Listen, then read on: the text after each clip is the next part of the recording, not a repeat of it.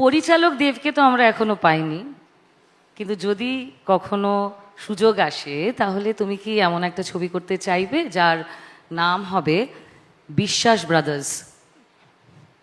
এই কঠিন প্রশ্নটা আমাকে করতে বলা হয়েছিল, সেই জন্য প্রশ্ন আগে তারপর পুরস্কার। পলি, জীবনে একটা কথা শিখেছি, বলতেও চাই, এমন কোনো মানুষের সাথে লড়তে চাই না যার যখন পাওয়ার নেই। যখন পাওয়ার ছিল তার সঙ্গে লড়েছি, মজাও পেয়েছি। আজকে একটা মানুষ নিরীহ হয়তো একা দাঁড়িয়ে আছে, আমি তাকে ইট মেরে আমি যে কত বড় হনু বা আমি কি করতে পেরেছি জীবনে সেটা বুঝিয়ে লাভ নেই। সময় সব কথা উত্তর দেয়, আমার মনে হয় সে তার উত্তরটা সময় দিচ্ছে ওকে।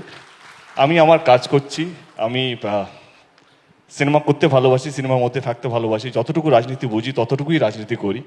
এর বাইরে সবটাই টেম্পরারি মনে হয়, মানে লড়াইটাও টেম্পরারি, সব কিছু মুছে যায়। এই যে বললাম প্রথম প্রশ্নের সঙ্গে, ভালো মানুষ যদি ভালো মানুষ হতো তাহলে এই প্রশ্ন আজকে আমাকে উত্তরটা দিতে হতো না।